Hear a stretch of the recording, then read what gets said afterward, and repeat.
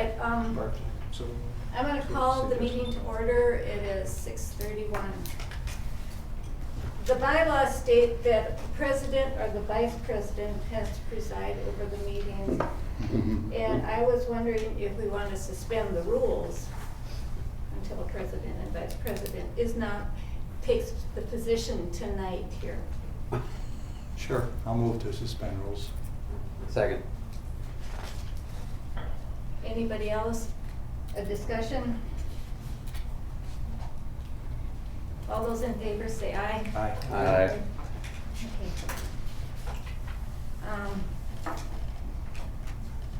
We have 6 out of the 8 board members here, so we do have a quorum. Visitors, would you like to announce your names here tonight? Start. I'm Dan Butler from St. Joseph's Township. Mike Schendel from Hudson. Steve Anderson from Hudson. I'm Vice President of the Friends of the Library and Vice President of the Indian Head Federated Library System Board. Judy Kelly, I'm from Hudson. Randy Hansen from the Hudson Star Observer. Nancy Langmus, City of Hudson. Gloria Kramer, citizen, volunteer, whatever. Advocate. Thank you. All right, this agenda was in compliance with the Wisconsin Open Meeting Law. At this point, we need to approve the meeting agenda. I have one thing I would like to say under number 7, where it says Director's Report and Request for Action. Mary Davis and Carol Harden may not be available in this order, and they may be coming in later to the meeting to give their report. Is that all right with everyone that we change that order? I'll move we approve the agenda, but not necessarily in that order. Second. Okay, thank you. The next date for our meeting is going to be on the 13th. We usually vote on. Thank you. Any discussion? You're not used to running the meeting, right? No, I'm not used to running. We'll hold it to it. Okay, all those in favor of the motion say aye. Aye. Those opposed? All right, it carries.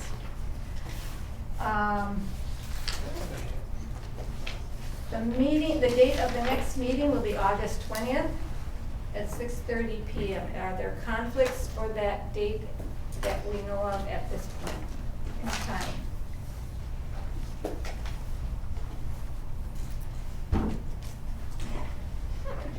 Get out those phones. Put it in there.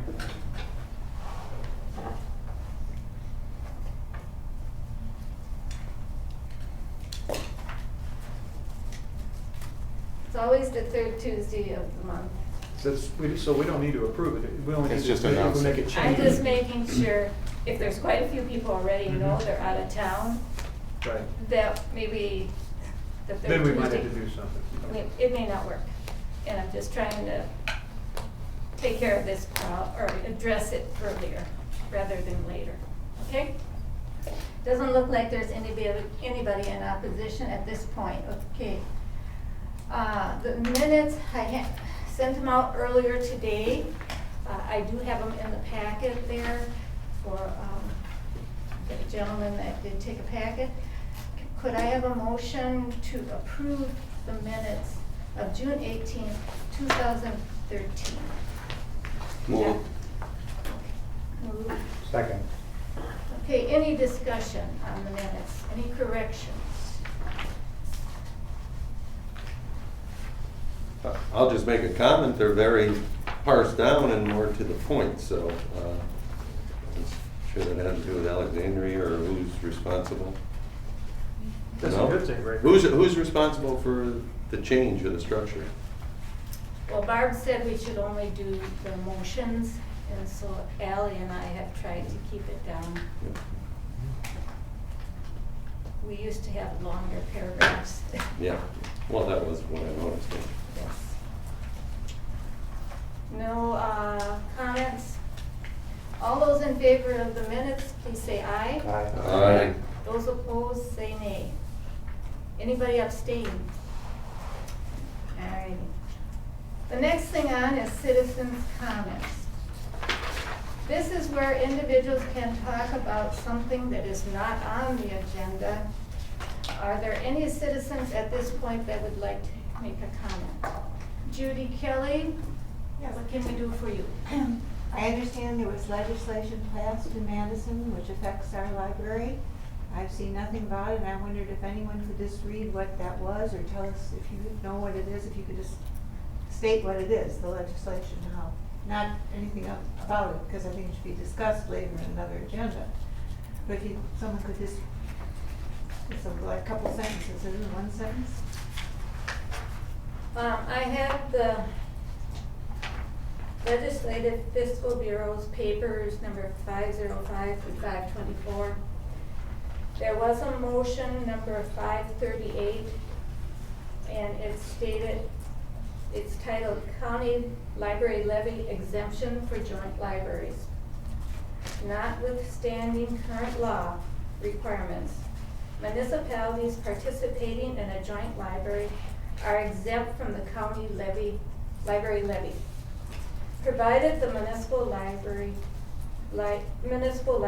levy is maintained at no less than the average of the last 3 years.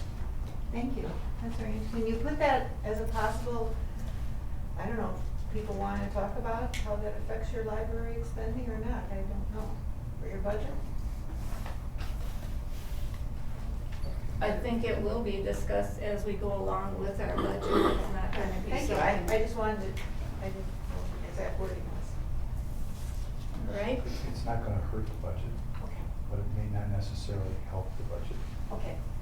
So Thank you. it may stay very constant. All right. Thank you. And it's been constant. Anyone else have a comment that they would like to make at this time? Yes, Linda. Okay, Gloria. I think because there's a few new faces here that don't know who I am. I've only been here about 3 years in Hudson, and I volunteer all over the place, so you probably see me in and out of the supermarket or wherever. And I'm also a member of the Friends, and I'm very much pro-library. And I just wanted to mention a couple of the things that the Friends does in order to accumulate money to help out wherever we can. And I'm not in charge of any money anywhere, so don't ask me for any, I don't have any. But just as a fundraising listing, it would be our membership fees to be a friend. We've got the bookstore over here down the aisle here that you can go in and buy books for really good prices. And we do book sales a couple of times a year. We take over the whole lobby downstairs and we just fill it up with books, and you come in and get all the bargains you can handle. We have a special arrangement with Family Fresh Supermarket where we accumulate receipts from all of the people here in Hudson. And when we reach a specified amount, they give us a specific amount of money. Like I said, I'm not in the money business, but it's always a very substantial sum, and it's another way for us to accumulate so that everything that we get here as a friend is plowed back into the library in some way to approve it. And of course, we also get donations from time to time from families for specific reasons. We have books now on the internet or the website or one of those things. And anyway, wherever it is that you sell books on television. And then we also receive donated books. Some of our donated books are needed in the collection itself. So then we give those books to Linda or Mary or whoever, whatever department, so that we're allowing whatever donated books we receive are coming back into the library in some way to benefit us. I don't know if you noticed it when you walked in, if you came in on Vine, all of those cards outside, those are all free books. And we try to get them out exposed to the public so that they see it, because we say free, free, free, nothing better than free. And we succeed in giving away books that way. so that we don't have to nobody throws anything away. We give it away to somebody else if we can't use it. Our volunteer hours are accumulated, there's many volunteers here. I don't know how many, but many. And our accumulation of volunteer hours working in the library, helping, is recorded, and up to now, we have enough hours for last month that would cover a full-time person for 1 whole year. So you can see how many of us are working how many hours. So we always want to know if you're in here volunteering, doing anything for the library, please let us know so that we can keep a record of it. I think, I just have to tell you, please, whoever is responsible, please keep this library where it is, and please help us make it grow, because this is a beautiful building, it's a wonderful place to be, it's a grand meeting place, and I have a vision, one day we're gonna see bumper stickers, meet me at the library, and then we'll come over here, but it's gorgeous. You all know that the building is wonderful. And if you would see me out, always say hello to me. I probably won't remember, but that's okay. Just, say hi. Oh, that's that library lady, okay? Thanks very much for being here. I really appreciate all the time that you people put in, because I don't know how you do it with a regular job and coming over here too. Thank you very much. Thank you, Gloria. You're welcome. Okay, next on the agenda is the director's report and request for action. We'll start with the review of the year-to-date revenue and expenditures reports.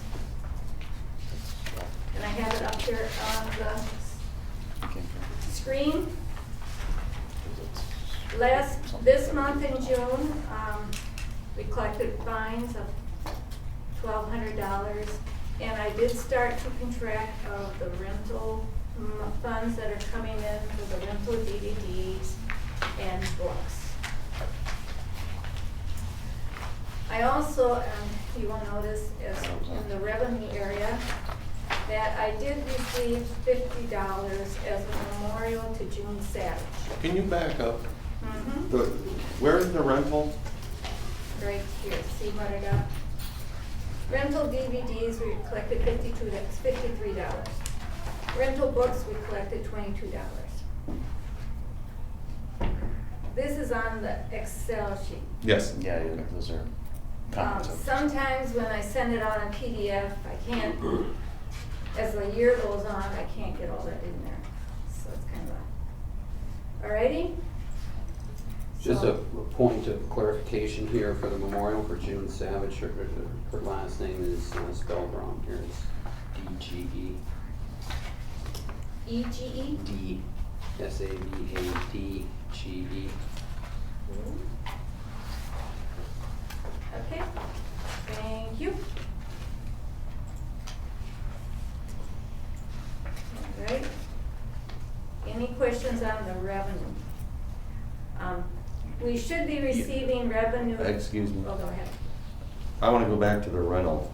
Mhm. So we got $75, in your opinion, when that situation was set up. How do you think that's coming in against what you anticipated?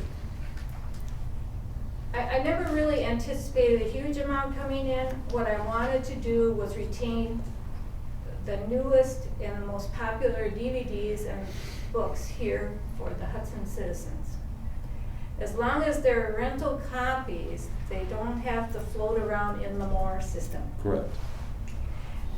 It would be nice to get more money, but to be honest with you, people have learned when to check these items out and when the days are, the library is closed. So based on the short period that you've had to analyze this, Mhm. is it a success or a failure? Because we're investing money into buying these rental copies. You're investing money in the rental copies. I hope to see a growth in circulation from the citizens. Do they know they're readily available and they elect not to take them? Is their decision to not pay and wait? No, we've never heard that. Okay. We've heard, I'll pay the dollar. To get it now. Yes, because you get it for 3 days. And they're, you know, the books, it's 2 weeks. So immediate gratification pays off, we just need to make sure that enough people are aware of it so that we're circulating everything that you buy. Okay.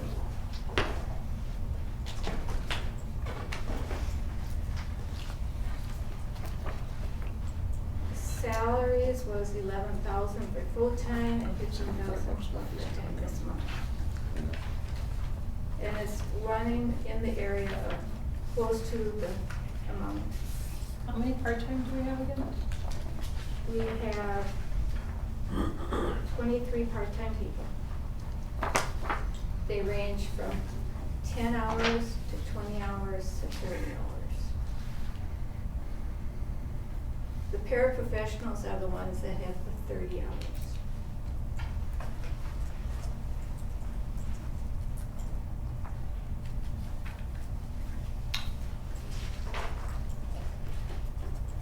I guess that one could have been taken off, this preschool one, we discussed it last time. Any questions on this area of the budget? Where it's more the operational cost? I did have a question on the telephone. Since it was only $9, is that just the timing? Or is It's timing, but also, as you notice, you know, it's usually running in the $300. I got the bill at $617. And I talked to the city, CenturyLink is now the state provider for public libraries and governmental organizations. And it did get switched, but at the same time, I now was paying $2.01 a minute. The technology gentleman at the city has contacted the company, and I should see a reimbursement. It doesn't show, but I did pay in July $311. I had problems the last time the state contract was switched to a different company. It's just a matter of making them aware that, hey, this is not right. Okay. Linda, I have quite a few questions. Go right And ahead. it's still going back to this rental. As I look over the budget, okay, you have $75 in revenue for the rental DVD and rental books. Fines, you have $1233. So you have fines, we budgeted $40,000 of fines for the year. Income on the revenue side. What I'm very concerned about, and if you can give us as many comments as you can, we have an item down here, line 395, books, rental. You must have bought, now I don't know if that includes, well, audio is in addition, so you got $2,900, let's say, for 83 items. And I think that's, I don't know what that dollars is, but we have 65 plus 16 budgeted. So are you saying we have $81,000 budgeted? According to what we've spent $33, almost $34,000, and we've only collected $75? Am I missing something? The books are on the lease program. The 2,000 didn't just cover the 33. Every month we get new titles because we paid the 2,000.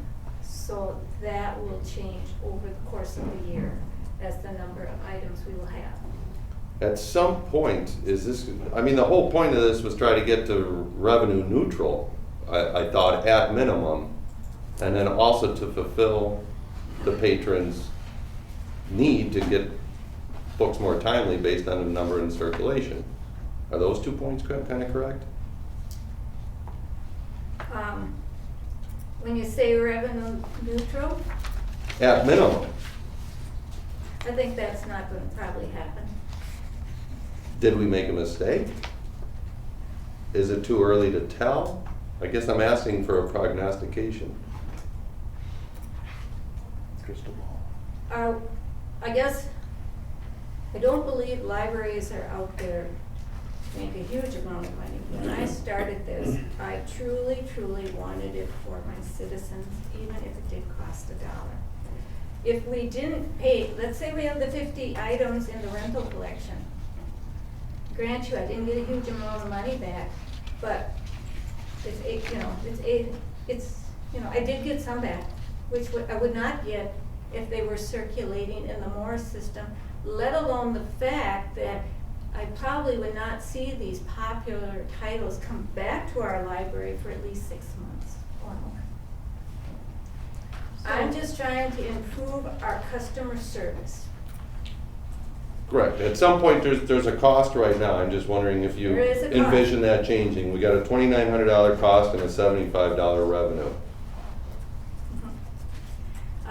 I can't tell you, this is just something we're trying out.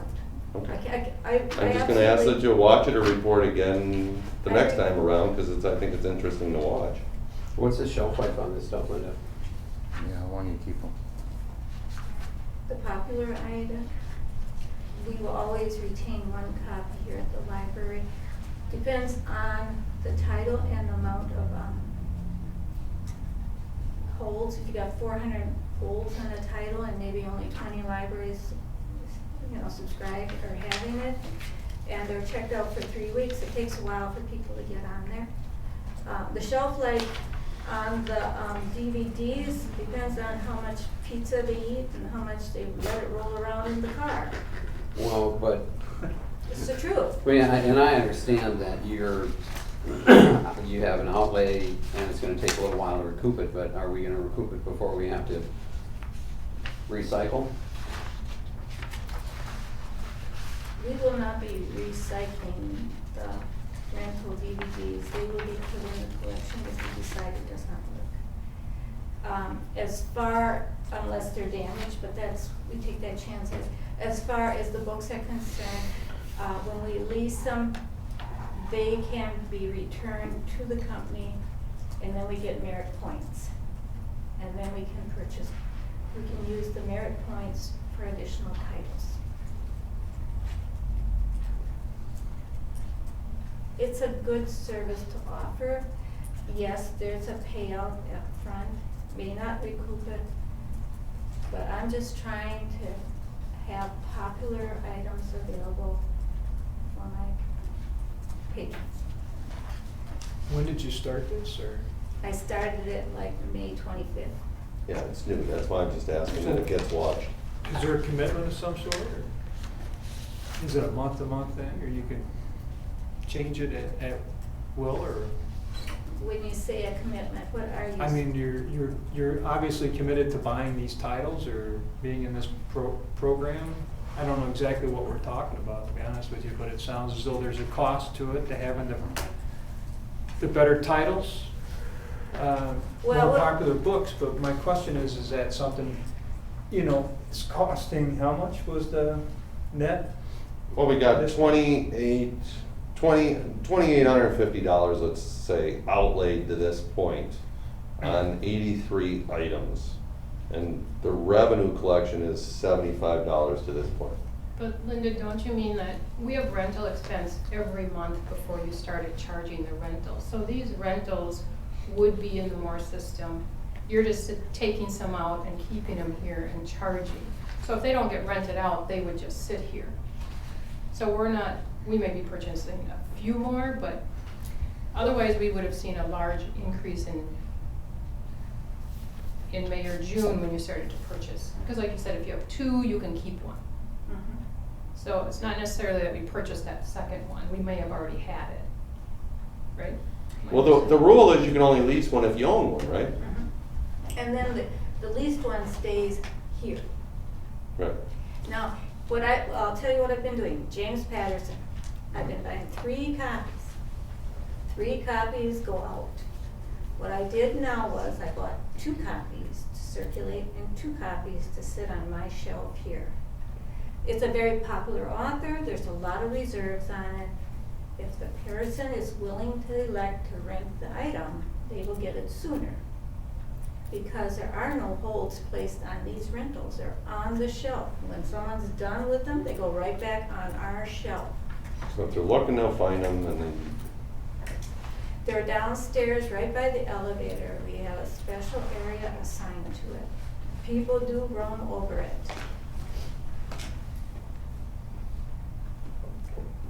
Wasn't part of this also to eliminate people going to River Falls and the other libraries to get the popular topics so that we wouldn't have to reimburse those libraries for those transactions? Wasn't that also part of this? Yeah, it could Yeah. play, it plays And a so part in it. part of that was in this logic, and that doesn't show up here, but it does prevent people from going to the other libraries. And we have to pay, what is it, $2.50 or $3.50 Given which. Whatever their library. cert for cost each is. transaction that they make at another library. So we're not gonna see that here, but that was part of the program. We see it somewhere though, don't we? You'll Would eventually we see see a it, reduction? you'll eventually see it at the end of the year. Well, actually, you won't see it till 2014, because the 2013 doesn't actually show up till 2015 when we have to pay them because of the way this is calculated. So you don't see that for 2 years. Okay. I mean, it's a weird program, and actually, we may have to readdress this because we're trying to get rid of the program. We're trying to eliminate it. What we did this last year is we paid out reimbursement to other libraries. And the city of it's the town of Hudson, the village of North Hudson, and the town of St. Joseph patron goes into the River Falls or Somerset or Roberts Library, and that book is checked out across the counter. We have to pay for that circulation. The Hudson Library is very efficient, and our cost per circ is extremely low. But when we get the bills from these other libraries, at one point, we were paying $4 for each circ from one of the libraries. We paid $34,000 last year for the service. Good deal. Right here, it's $34,488 we paid out this year. But is it, Nice book. is that what has been discussed that we do away with? Yes. Yeah. But how do you do that? It's a contract that we have with? No, the 4 municipalities and the joint library have to go before their boards or their councils and vote to rescind Article 7 of the joint library agreement, and then it can be done away with. And the city of Hudson voted last night to rescind it. So the city of Hudson has already voted to rescind this. Is that something that I'm not aware of, I wasn't aware that they were doing it, and I'm not sure what's happening in North Hudson. Is that something we should? It's on the August 6th It is? agenda. Okay. And the mayor has sent a letter to the other municipalities telling them that the city of Hudson has voted to rescind it and suggesting that they follow suit. And when would that then? The first check we would not send would be January of 2014. And we're trying to tell these people ahead of time that they can't depend on this money coming into them so that we don't just pull the rug off from under them. Right. And that's something that, one of the items we were talking about as a way to fill our budget, The budget gap. the gap that we have. That'll be $34,000 going into our operational budget here in Right. the city of Hudson. Okay. And then we may want to review this again, if that changes, maybe this program changes. But it certainly had an impact. Well, it would be nice to have additional $34,000. Yes, it would. Any other questions on the budget?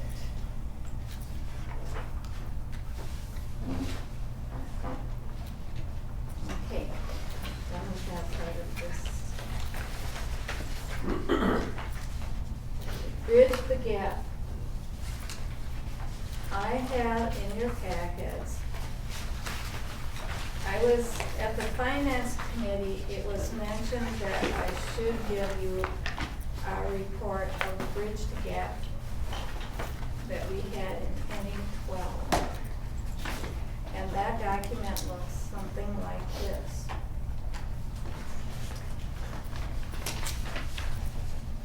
At the end of December, there were 333 people that donated to the Bridge the Gap Fund. And the total was $28,580. Last year, we had to pay for a mailing permit, and that was $380. And then we had the envelope and the flyers and the postage. And so the expenses was $4,600 last year to send out our mailing and send letters back to the donors. So our final total revenue was $23,943.61. One of the things that was mentioned at the Finance Committee, they wanted to know, well, what was the activity at the beginning of your, when you sent out the mailing? For example, the very first time I counted the donations, I had 127 donations, and that came to $11,595. And the second one was 12 donations, but $4,700. Any questions on this report? On the Bridge the Gap 2013 or 12. When does it say on here that the mailing went out? I went out in April 2012, I believe. Yeah, but what day did it go on? That I can't tell you right now. I had it on a lot of the reports, but I can't tell you which day. I know it went out in April.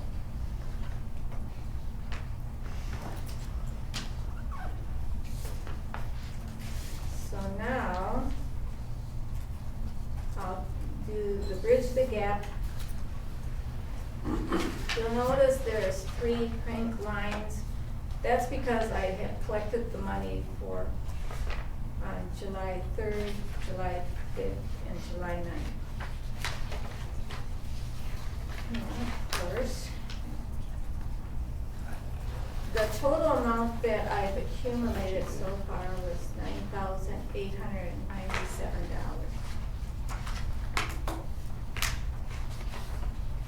I did include, if you had noticed on our budget, that we did get a payment of, it had $750 in it. The $550, the people acknowledged that they wanted it for a Bridge Gap, so I added it here. But there's $200 in a memorial that I did not add, even though it was in Bridge Gap. I didn't know, I'm trying to break it down this year by municipality where the donations are coming.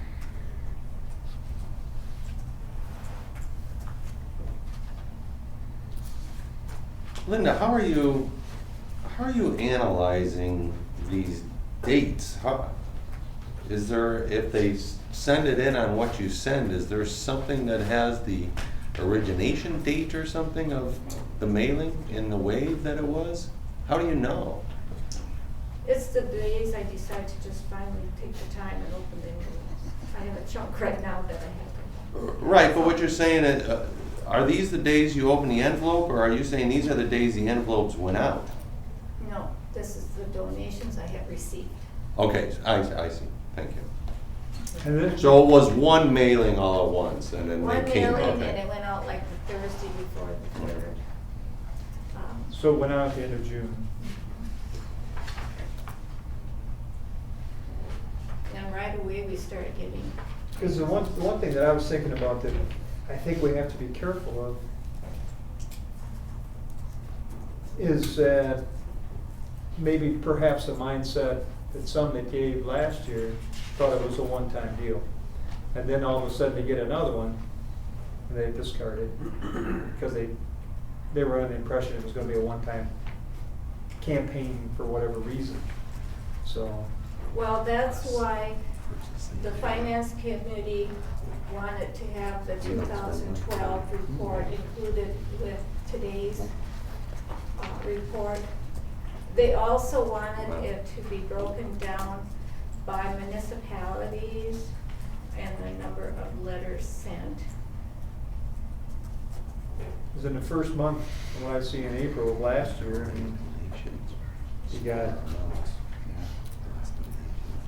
about 19,000, right, in April.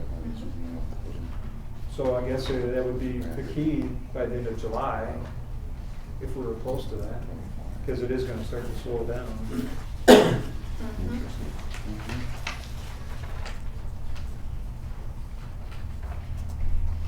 Was there plans for a follow-up letter? I don't recall. I sent a letter to each donor thanking them, and it addresses the IRS. This is your letter. Are you talking about a follow-up reminder or a follow-up thank you? Well, I was thinking of what you answered. I would like to point out for anybody who doesn't see it on the budget worksheet, but there's $25,000 budgeted, so we're 30% there, I guess you'd say, right? We had to factor out the expenses of the mailing, That's what I say, we're probably about 5,000 or 30%. something, Yeah. a little less than that. The expenses are 4,400 plus probably 200 or 250 in postage to send over. So I would say we have 4,700 as far as expenditures. When we sent that out this year, Mhm. did we identify the people that gave last year and do something different for them?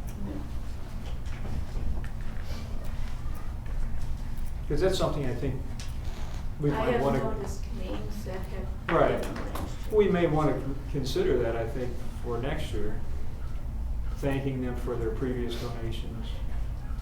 You know, more of a personalized appeal to the people that have given. I would recommend at that time that a committee be formed to take up that additional time that it isn't involved. It's a good idea, but there is a time factor here.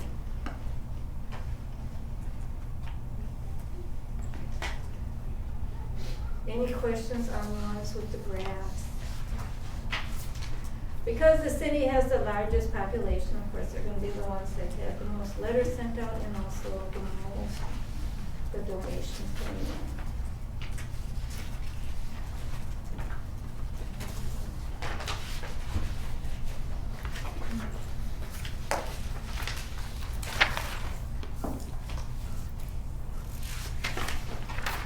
I believe there was a document handed out on my goals for 2013.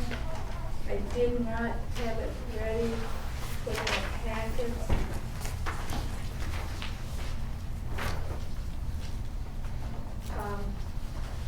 The public relations policy is drafted, but it hasn't been taken to the policy and personnel committee yet, but it is drafted.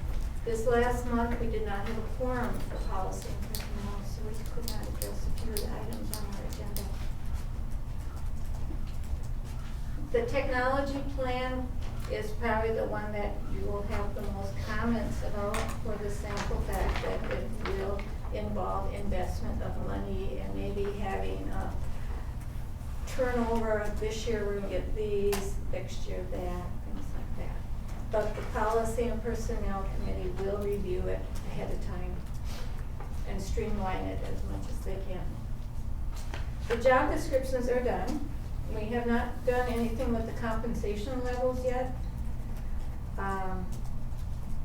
I have the scale from the city, the wage scale from the city, and from a couple of the other libraries, for example, Menominee and Nequam. They're pretty kind of close in the size and the staffing.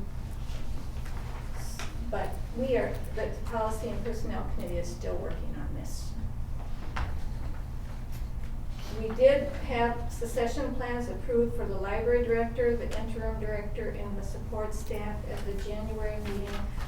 So there is a procedure to follow when individuals are no longer, or have given a resignation. And then they give an exit interview, and then we follow the process of putting ads in the newspaper or recruiting a certain way. I have a question about the compensation. Why would, you're comparing the compensation levels to the libraries in, you said Menominee? Menominee, Nequam, libraries that have probably the same size collection population are considered equivalent to us. Mm-hmm. So they could, that's what we've been doing. Seems to me like you might factor in the a job here at the library as compared to something similar here in Hudson.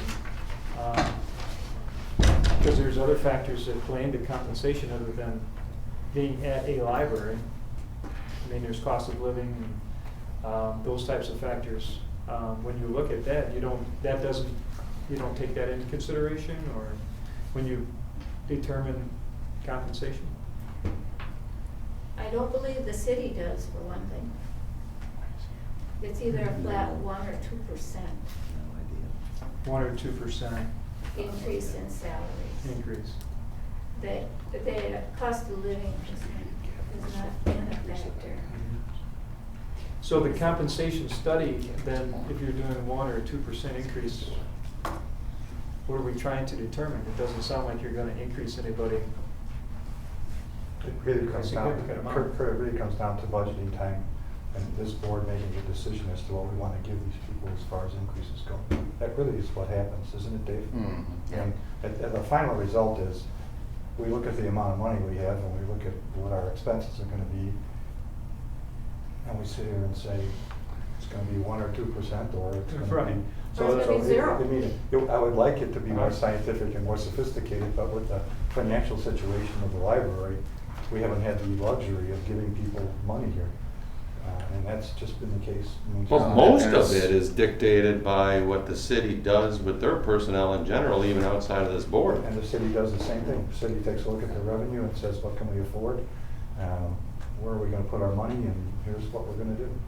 So- And I'm saying we're under the control of what the city does in many there's instances. certainly some influence Yeah. there, yes. Well, I Well, guess there's a direct I wonder correlation, why right, Linda? Why we're even doing It that? has been. Yeah. The compensation comparison. We High don't- percentage of direct We don't correlation. care about cost of living. Well, the question then would be, if It's you're too not, bad. the question then would be, Yeah. well, It's a direct. why are we doing the Well, comparative? And are we That has spending- been a decision of the committee. Because it seems like we're wasting our time at that point. If it's boils down to what we have, and it's gonna be a 1 or 2%, and we know what right, that's but gonna there's be. more to it than that. It's a bigger I don't know how much time is picture. being spent on that, but. Yeah, there's a direct correlation between the city, but there's a little bit more to it than that also, because, you know, these communities are, the taxpayers in the communities are getting good deals, and with what is being donated to the fire, the ambulance, the rescue squad, the library, everything, and it all intertwines in, once you put dollars in front of the taxpayers say, well, geez, I like what I'm getting for what I'm getting now. Right. And no, I don't want to increase. So, you know, that's what happened with the library referendum years ago. So, I mean, there's a lot of factors in it, but it's probably, like I say, a high percentage of it is direct correlation to what the city does in their personnel and what we have available. That's flat line. I mean, that's it. Yeah, if we had $2 million available, they'd probably be getting 5 and 10%. They might get, maybe That's why So we don't we'd have $2 spend million, that? we don't have $2 million available. Okay, Alexandria, do you want to give your report at this time? Sure. Since Mary's not in yet, the Hudson Area Library for the Summer Reading Program.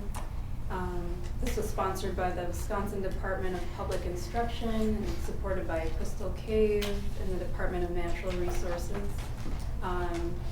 It was a program for participants of the Summer Reading Program to pass out free child admission passes to those participating in the Summer Reading Program, or a family park pass. So we're kind of doing that, not as a reward or a prize, but it kind of just goes together. It was something that IFLIS had helped with, and then the Wisconsin Department of Public Instruction put together. So that was for mostly the children's summer reading program. And then I will talk about the policy that I drafted that still has to be approved by the committee. So basically I thought of kind of some things that needed to happen, organizational things that need to happen, and then getting to know the community a bit, to know what services we can offer the public. And I took a look. Some of my references were contacting IFLIS and seeing if they had any policies set up. And they pretty much told me that each individual library kind of creates their own what fits for them. But they did give me a contact for someone to kind of ask questions and kind of get some sort of idea for an outline. I also referenced the American Library Association. They have a handbook, kind of a guide for creating policies, and a few others. So basically I started off with a kind of plan or summary of what other libraries have done. We've looked at other libraries, their policy plans, coming up with objectives and services that the community would be more aware of, promoting active participation in the community, good services that staff and the board are aware of. Because we represent the library, we need to make sure that we're aware of the services and programs we have here.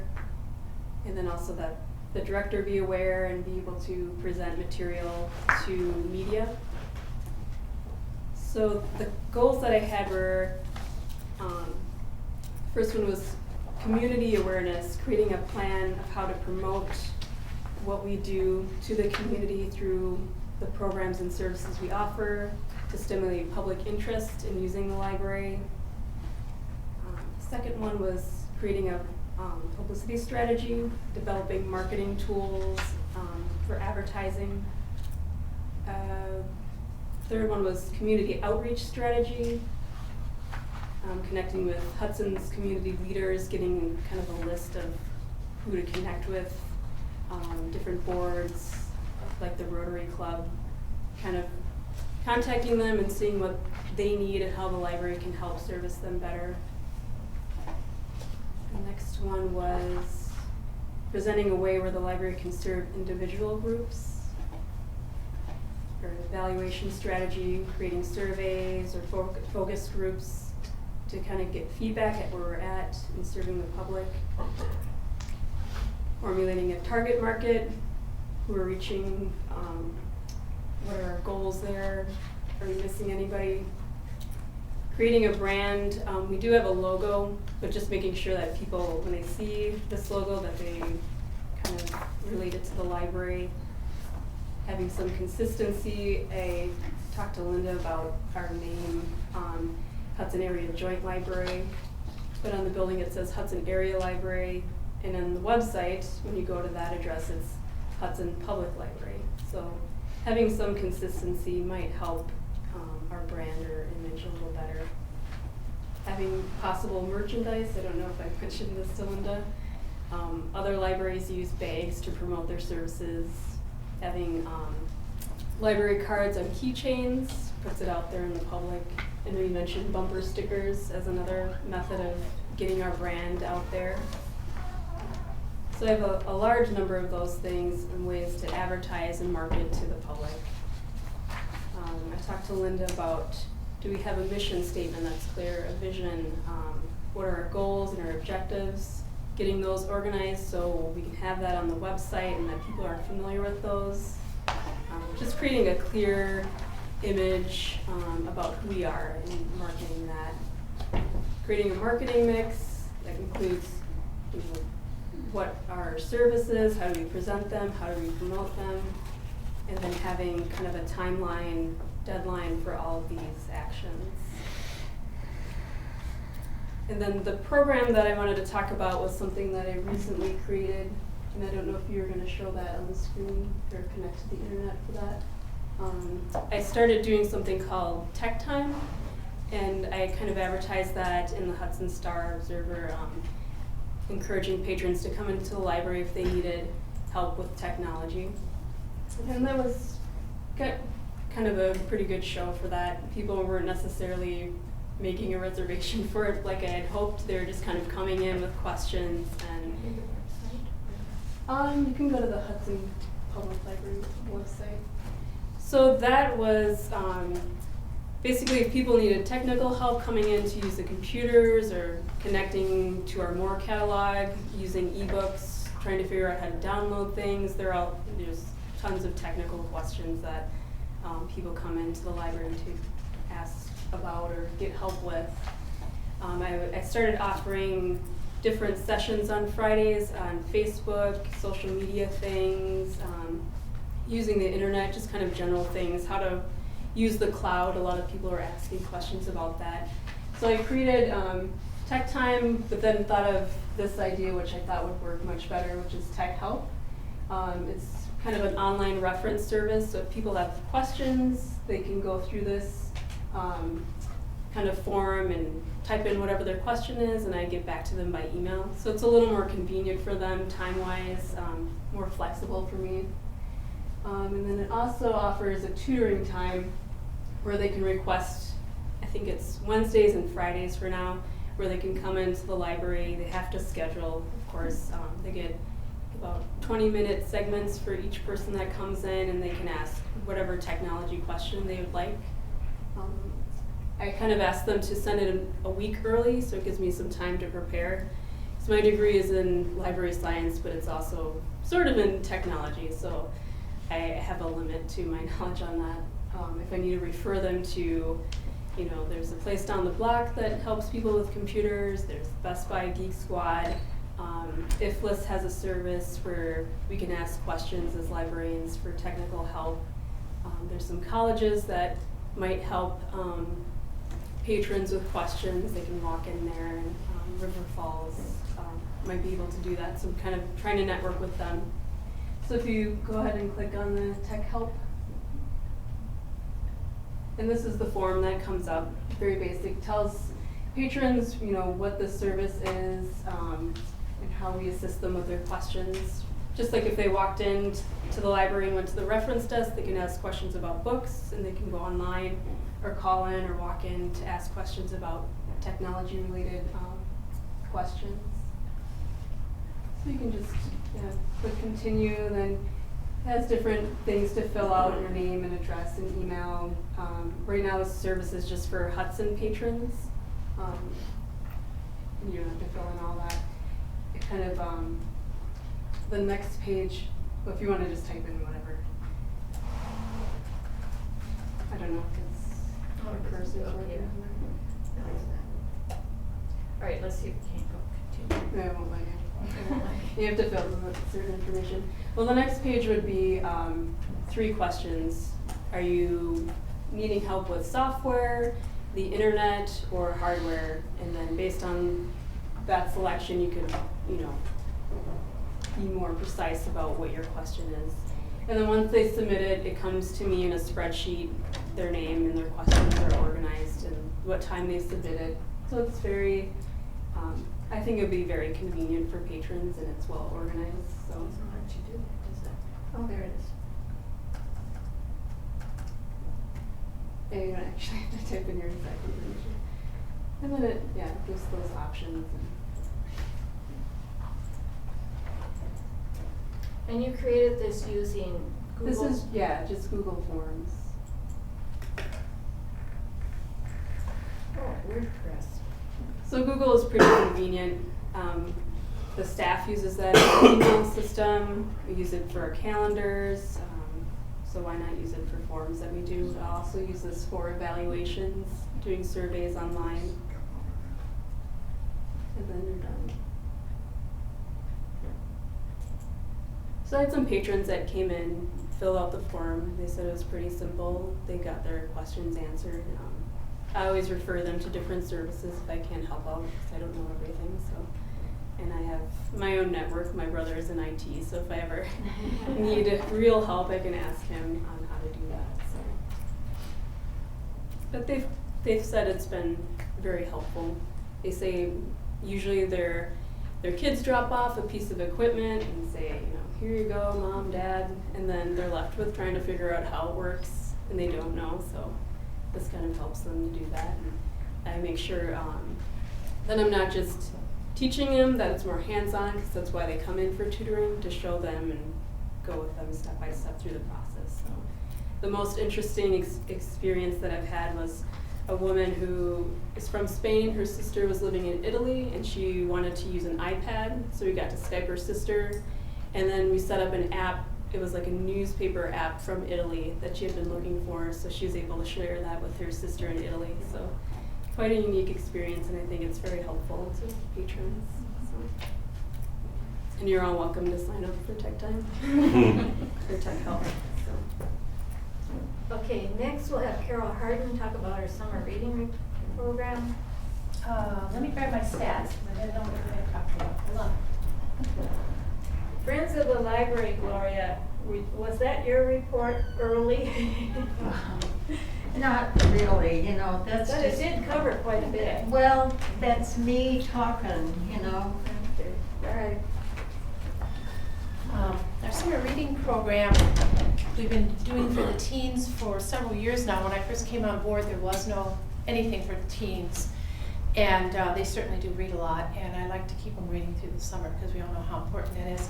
So this year we have, basically it's an incentive reading program. They keep track of their hours, and then with a lot of help from community organizations and businesses, we have coupons for them to get like a free Dairy Queen ice cream cone.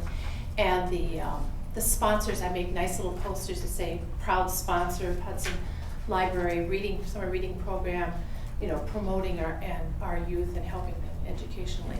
So they read 10 hours, and then it's in increments of 10 hours. And so far this year, I have 260 kids ages 10 through 17 who are signed up. And of those, I just counted today, I think we have 100 that have done the 10 hours. Last year, I don't have my stats from last year, but I think we've had them before. We had them read, it was thousands of hours. I mean, I have to probably go grab that, I forgot that one, but they will, when it comes done, the end of the August, they will have read thousands of hours. And it's a nice partnership with local businesses and organizations, because the kids come in there with their coupon, and then, you know, they see that the community supports them. And there's a lot of publicity done at the school. I do information at the middle school. I do present programs for all the houses, and they get flyers that are sent through the school district, so, you know, it's out there.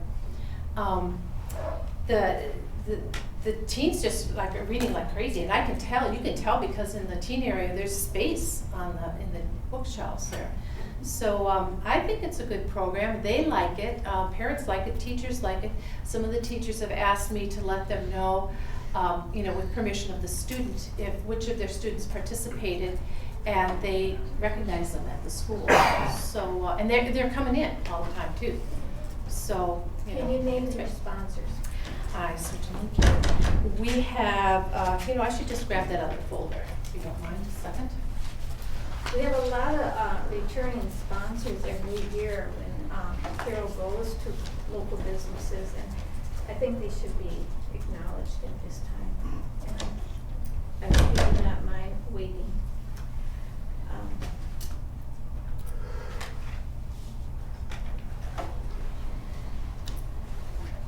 And I have input from my teen advisory board as to what are the best incentives. And basically it's food, you know, Dairy Queen, all that kind of stuff.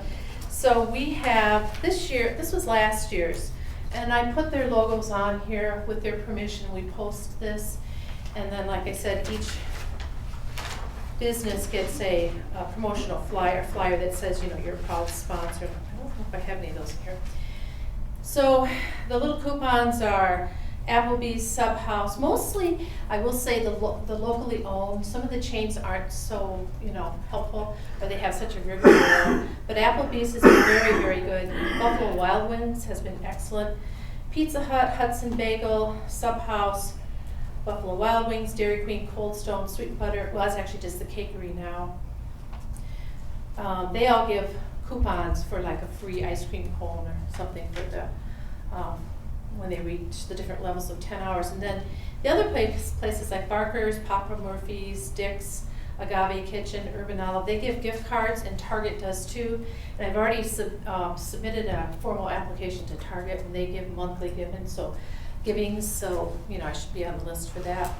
Chapter 2 books, The Purple Tree gives a gift bag, Mickelson's gives a gift bag, one for boys, one for girls.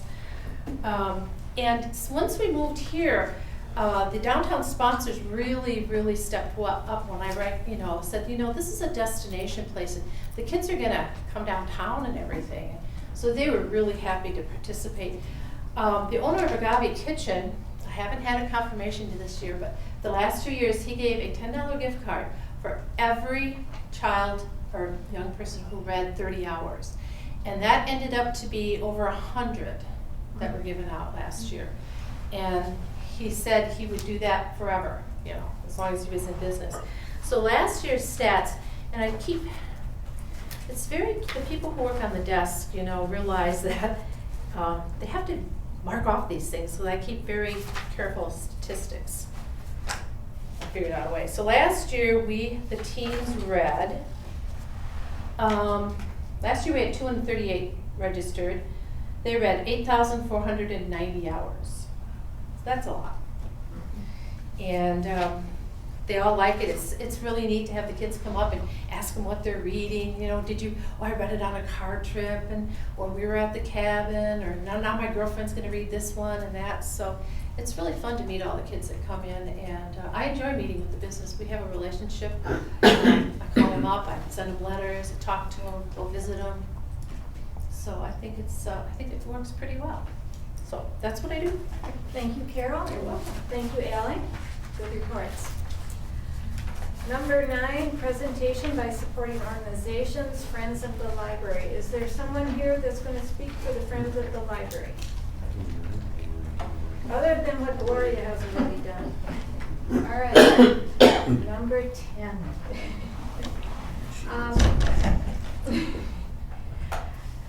I guess nominations. Linda, You real off by quick, one? yeah, where is the numbers jump off at? Yeah. Go up. You got 7 should be the section before number 9. I saw that too.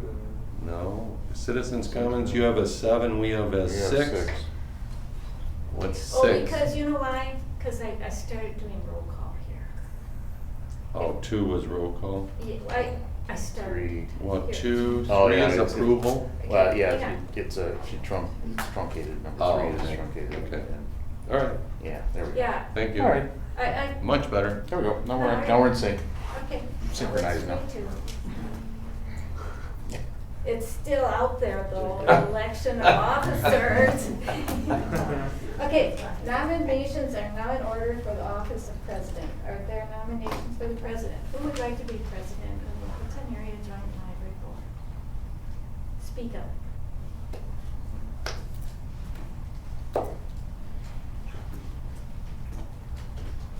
Well, you can decline again, but I'd like to nominate Rich O'Connor. Rich I think O'Connor. she should be somebody And I'll else, second citing that. myself. Well, it was either one of you two Riches. Rich or Rich. I'm going Rich or Rich. Anybody else besides Rich Why? O'Connor? Did I get a chance to respond? No. Yes, Mr. President. That you can do that later. After you leave the meeting. Yeah. You're elected president. Anyone else? Any other nominees for So this let's see, position? Barbara said she wouldn't do it, Dan's not here. There is a penalty for absence.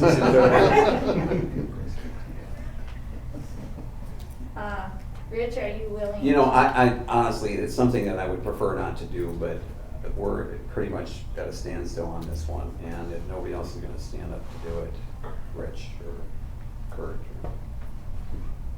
Did the municipalities didn't have any other people in mind? Weren't we gonna go back to business? Barbara's gonna go back to St. Joe and I've you were in discussed it touch with with the mayor, and he has no one that we're aware of that would be willing to take. And it would change the mix of the board. And we have to have somebody from the council on the board. You're on the council. You could be president. I am on the council. Then you're president of the council. I am the president. That's why I do not want to usurp my power of taking the presidency of all of the committees in the city of Hudson. Good answer. Are there any other Which is nominations? my rationale for trying to share the load, so, Rich, are you willing to I'm be sorry. vice president? I guess if nobody else will do this, somebody's gotta do it. Well, who's gonna be vice president then? Are there any nominations for vice president? Well, I would nominate Dave. And I would second that. We're just trying to get even or what? Well, we haven't gotten through the presidency yet. We haven't voted on him yet. No, thought we just kinda skipped that. In the absence of a All president. those in favor of with vice Rich president O'Connor out. as president, say aye. Aye. Aye. Opposed? Congratulations, Rich. Yeah, great. I am proud of you. I am definitely proud of you. Dave Osby has been nominated as vice president. Dave, are you willing to take on that position? I suppose.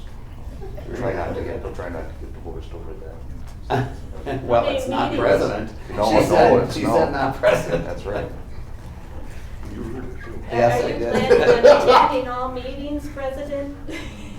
Rich is always here. You don't have to worry about Yeah, it. Rich is always brings a fit. All those in favor of Dave Osby as vice president, say yes or aye. Aye. Aye. Aye. Those opposed, say Aye. Yeah, well, we aren't gonna count that. That's outstanding. You guys are great. Well, at this That's point- outstanding. The president takes over the meeting. Well, when was that part of the deal? It's in Robert's rule. I did my homework. You were ready for that, huh? Yeah. Movie adjourned. Thank you, by the Yeah, way. there you go. Rich, and Comments. Dave, thank you. All right, yeah, I've got plenty of comments on that. All right, so I've got number 10 on the agenda. Are we back on that? Mhm. Yes. Okay, so there's no report here in Barb's absence. I don't know if did she prepare a report? No, I think it was more, didn't we say at the last meeting that we were gonna vote on rescinding the referendum resolution? And that's what this is on. And I really think that that's already in play. I mean, it's already in motion. City of Hudson rescinded it last night by unanimous vote. And it's on the agenda for the town of North Hudson for the August 6th meeting. And a letter has been sent by the mayor to the other municipalities suggesting that they rescind Article 7 of the joint library. So Well, that's it's- different than the referendum resolution. Well, I'm The sorry. referendum I'm on the- resolution. I'm on the- Yeah, this is on that. Right. That's, Sorry, okay. on the wrong Yeah. one. I'm on the wrong one. Yeah. I Interested in jumped- that, though. I jumped ahead a little bit. Yeah, so we had talked last time, we needed it on the agenda for a vote or at least discussion on rescinding the motion to go to referendum. And I guess I asked it to be on the agenda just because, I mean, there's no election this fall. It costs a ton of money to put on an election. The library can't afford to fund an election. And it just seemed at the time, well, then the town of Hudson took action last month that said, we're not in favor of a referendum. This mayor, I believe, has spoken to that, saying that he's not in favor of it. Well, let's just, let's remove that from the table, or from, in front of the partners' boards, so it's. Has anybody else acted on it? St. Joe or Village? Not that I'm aware of. And Rich, you See, didn't and that- officially act on it, or you did? No, we have not officially. Okay, so acted on it. the town's the only people that did to this point, I guess? Yeah, the town has basically said, no, we're not going to hold a referendum. Well, unofficially, I would say that in my opinion, it's unlikely that it would get through the city council, based on the opinions of some of the council members. That's simply all I'm saying. There's such a huge cost involved in it that I do not. I think the same could be said for the village. I think maybe we should do a motion that says Right. that we will not be moving forward with the referendum. Or to rescind our action, is that right? Is there a I would motion? make that motion. Okay. I'll second. Any further discussion? Okay, it's been moved and seconded that we rescind our action in the resolution that we passed for a referendum, asking for a referendum. From the partners. from the partners, right, for additional funding. All those in favor? Aye. Aye. Opposed? Abstentions? Right here, one. Okay. Marion? All right, so the motion prevails then, and the action has been rescinded.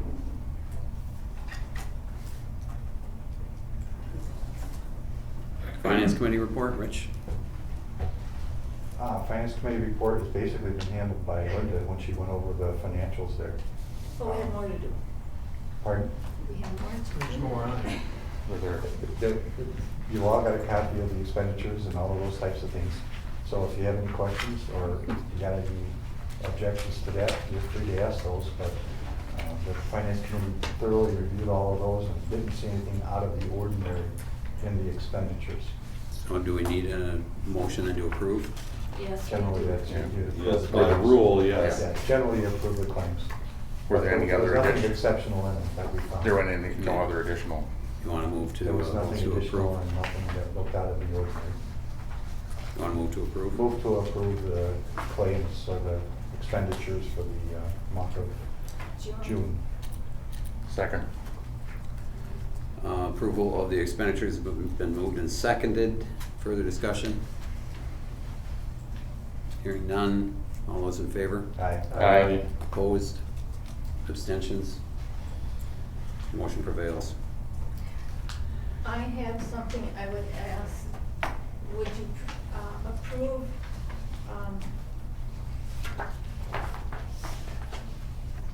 taking $200 payment of $200 for postage so I can send letters back to the donation, the people that are donating. We're bleeding what we usually carry as postage, and we need additional. This is for the Bridge the Gap. Bridge the gap, We, up to $200. we've already approved up to $5,000 for expenditures, and you've already only spent $4,700. So you want me, I still, with the new ruling, I think you have to say postage. I know it's, you know. The Finance Committee recommended that she. I would make a motion to approve up to $200 in expenditures to send to the donors of the Bridge the Gap campaign. I second it. It's been moved and seconded to allow for approve up to $200 for postage for follow-up letters for the Bridge the Gap program. Any further discussion? No, hearing none. All those in favor? Aye. Aye. Opposed? Abstentions? Motion prevails. You're still up. The lease? The Finance Committee still recommends that we go forward with the lease, and it is willing to look at alternatives. If someone here has an alternative proposal, then that certainly would be worth looking at. To date, the Finance Committee does not have an alternative. So, without the alternative, the Finance Committee was suggesting that we go ahead with the lease. What, renew the lease? Renewing the lease. Okay. Yeah. Because there is no alternative date that we know of. I mean, we don't know of another building. We don't know where the library would go. There's the cost of relocating, which is another $400. Based on the last move, it was a $400,000 expenditure just to relocate. And we'd sooner avoid those types of costs if we do have to relocate, because the money's just not there. So the alternative, we don't know of a good alternative to signing a renewal of the lease. And again, if somebody's got an alternative, Finance Committee and the board should be willing to listen to it. We don't have an alternative at this point in time. That's the problem. I think there's a couple considerations still that I think as the board we have to look at. One is, if I'm not mistaken, we have another 5 months for this, correct? Because it's up to 12 months before the lease renewal date, and then that's a 5-year, if I'm not mistaken. Mm-hmm. So basically, we're 6 years out, and then the next item on the agenda, which makes this one preliminary, is that you have 11C is 2014 budget assumptions, which my assumption is that we're operating in a hole, and that means we're operating in a deficit for another 6 years. Yeah. So I guess the question is how does somebody come to a conclusion that we take a lease, operate in the hole for another 6 years and say, okay, at this point? I think we have a little bit of time yet, if I'm not mistaken. We do. Okay. And I think the thing is trying to find an alternative, Mary. What is the alternative? And that's the question. You bring up a good point about the 5-year lease. We may decide to approach the city and ask for a 1-year extension on the lease. We may approach the city for a 2-year extension on the lease, as opposed to getting committed to a 5-year lease. That may be an option or an alternative. The big issue, as the Finance Committee saw it, was trying to find a building or a location to put this library. And also, the expense of relocating is a major factor in trying to do that, because it's going to be extremely expensive to relocate.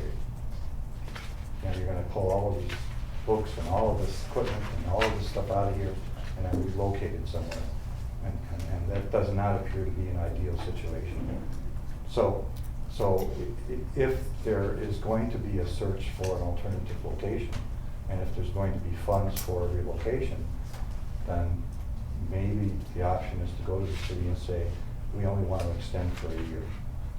And I think there's options There's available other as to go options. into the city with a lease, and that's why I'm very hesitant at this point. I think this gives us a few months to decide that, hey, it's not that the lease in and of itself is bad, it's that it doesn't work under our budget process, especially since we're not done with that yet. And I think that somewhere we might be able to go back. I can go stand in front of the city council, for instance, and make a recommendation just as a citizen and say, hey, based on what I see on the budget over at the library, that maybe the city council couldn't consider this, and throw out a recommendation that way. that would be fine. I'm just saying there's options Yeah. still, and we have time. The question is it the $120,000 lease payment that is causing the budget shortfall, or is it something else? And so, you know, you can't assume that you're going to get a building of this caliber for $120,000 a year. And that's the question the Finance Committee struggled with, and we decided, we don't believe you're gonna get a building like this for $120,000 a year. That may be totally wrong, but that's the assumption that was made. The other assumption that you're making though there is that the library board is gonna pay the existing lease amount. Because, you know, when you look back at what transpired here, it was the city council that basically, with an agreement with the joint library, that placed the library in this facility. In my opinion, knowing that the money was gonna run dry. So I think that the city council bears some responsibility there. They're the only elected body that made that decision. The town of Hudson, the village of North Hudson, and the town of St. Joe were not involved in that particular decision. Was made by the joint library board, right? No, The- no, it How was did joint, it- it was, all the four of the partners had to agree to the purchase of the building and entering into the lease. And their names are on the Yes, list. yes. The we names, signed whose it. names are on the lease? All 4 municipalities. Yeah. Oh, mhm. Because the problem you have is that with renewing a lease, Wait, Kurt, just not to cut you off, Yeah. just to get to the point that I think you're getting at, is your first point that you were making right there at that point, not as to who's on it or anything else, Right. getting rid of all that, was that Dean Knutson's presentation of the facts was that you guys don't have a choice. We're getting you and taking you out of that other municipal building that is going up for sale, period. And I think Right. that's the point that you're getting at. that is the point, and so where we're at, is we're in a quandary of how to stay in this facility. There's 2 ways to stay here. One is to reduce expenses, and the other one is to increase revenue. Those are the only 2 options that we have to stay in this facility. Because if we stay as we exist right now, we're out of money. In the near future, we're gonna be out of money. You're out of money So- in about 4 or 5 years. there's a $200 and some thousand reserve fund, Mhm. which you can't take money out of. So But the is it- library's sitting on that one and it's available. Right, so, I mean, I wasn't under the impression that that could be used for anything. Sure it could be. Sure it could be. Yep. Sure. So it's 4 or 5 years, but is that the intention of the library board to drain the reserves completely down to zero? Because that's what would happen. The other option is to revisit the lease with the city. I understand that it's a, you know, from all intents and purposes, it's a great lease on a nice facility. But, you know, it was primarily the city council that voted on it and the mayor No, of the it's city not that primarily was. the city council. It was the mayor of the city that But advocated, for and part of that municipalities- was for the public safety building, and I get that. But it did put the library board in a kind of a position. that It we're- did knock the library out of the old municipal. Right, it took That the it library- did do. It Right. did. And here's where I'm at with that, okay? It happened, it's over, it's done with. We have what we have, and this board is somehow charged with trying to deal with the current situation we have. I don't really care about going back history 10 years ago. I really don't want to deal with that.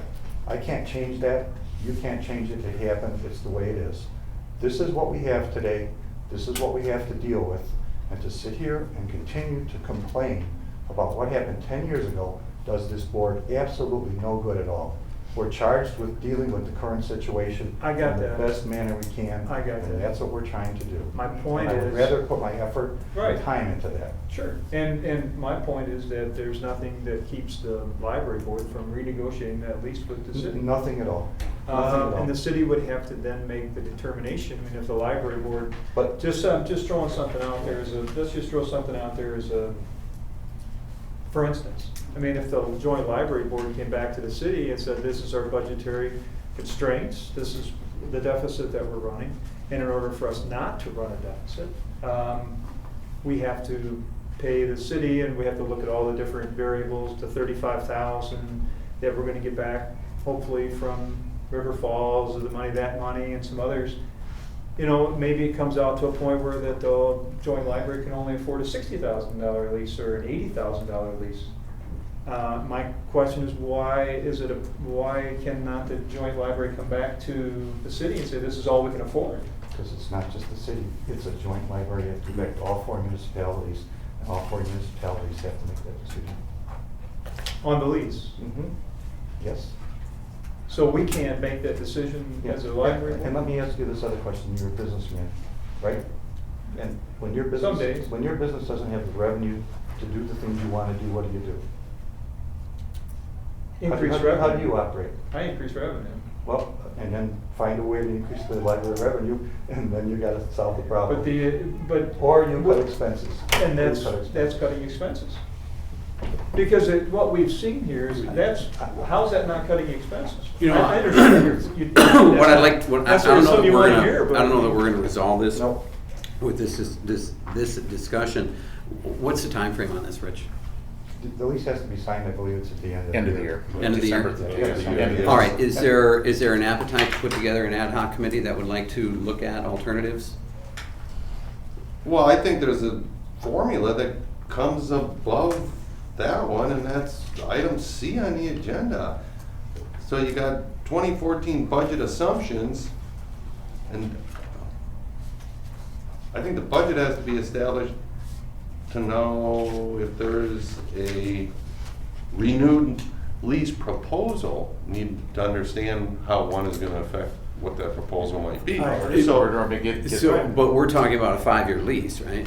Or just an making a extension? proposal for a 2-year or a 1-year, I Okay. mean, that's an option, you can always go back and say, we don't wanna sign 5, how about if we just sign a 2-year lease or a 1-year lease? And But We'd have to doing initiate that with They the can adjust the dollar amount on that lease, right? I mean, if They they can. only do a 3-year, they can say, Sure. we're gonna opt it. Yeah, So we'd you have run to, that we'd have to chance. negotiate, with Okay. start negotiations with the city, and then, once you reach an agreement, then you go to the partners, and if they agree to it, then we're done. Yeah. End of job. Right. But I'm back to And what then that goes- Mary- And then that goes into the forecast. Yeah, And then, the reason, you know. the reason this started so early is because it's part of the forecast. Yeah, So you really it's- can't it's- put yeah. a forecast together for 2014 till you know what your lease cost is gonna be. And I think I said it last month, I said, well, why is this on the agenda, and as an awareness, and that's what Barb says, yes, it's an awareness, okay, fine, no problem. And also for forecasting purposes. Sure, Because we have to provide a forecast and put a forecast together, and the only number we have right now is the lease cost on this building. Yep. We don't have anything else to forecast. Right. Okay, the other part of this, and I want to thank the Friends for this, just throwing out that, but there's a 5-year, and I thought I asked this last time, a 5-year, $15,000 a year commitment from the Friends. As we go into this lease process, we have to understand if there is a future commitment. So that's a whole part of this process too, because that plays into both B and C, budget and lease, so that's huge. See, I agree So with- if we go way out in the future, we have to understand some of these other scenarios I agree that with play Eric in. on that. See, I think you're assuming, you're making the assumption that the lease is $120,000, and then we're working the rest of the budget around the lease of $120,000. I make the assumption that we have to figure out the rest of the budget and see what we can afford for a lease. That's where I'm at with it. But I mean, why would you say I mean, I understand you're, with the city and on the city council on that, but I also understand that, there's a lot of people in their hand in the pot that made this what it is, and we have to go forward. We're going forward, and we have to go forward and look at every option. And I don't think that you can just set in stone that the lease is $120,000. I mean, I think we have to look at the rest of it. Is your lease cost more discretionary than other costs? Which costs are more discretionary? A lease cost is a discretionary cost? When you're renegotiating, And there are no other discretionary costs? I didn't say that. Okay, and that's the thing, you gotta look at other discretionary I costs. didn't say that at all, but, So what I am saying If is you I plug don't think we're doing- $120,000 in and you come out with a $30,000 negative on your budget, then you have to start looking at other places. Well, you're arguing that point on behalf of the city, not necessarily on behalf of the joint library. I'm not arguing on behalf of the city, I'm arguing on behalf of trying to put a budget together. I get And when that. you don't have enough revenue to cover your expenditures, you have to do something to adjust.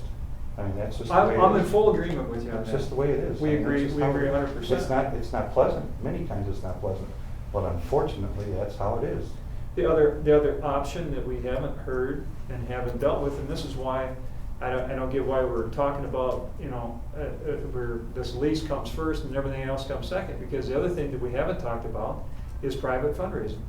We haven't talked about anything above and beyond, bridge the gap. That's on the agenda. And, right, I mean, that's part of the budget assumptions, that we have to, if we can have, if there's something there. But we could but have- again, even, it's like with the Friends, they can make a commitment of 15,000, but if, who's to say they're gonna be able to pull that off? And the same thing with private fundraising, we can't budget for that. All I can do is augment, money that we have coming in. There's nothing that we can absolutely count Well, on. what we need to figure out then, I think, as a board, is what we're willing to accept as a baseline for you're either breaking even, because we're leaking right now. So that's, I think, the first thing that the board has to determine is what is the board willing to accept as a figure that we might lose money over the next 5 years. Or does the board wish to break even and maintain the reserve? I think that's the first thing that the board has to determine is where do you want to go? Because, from what Rich is saying, I'm not going to put words in your mouth, but it sounds like you're okay with reducing that reserve, whereas other members of the board might not be okay with that. And so I think that's important to have a vote to determine where we want to be after 5 years, knowing where we're at right now.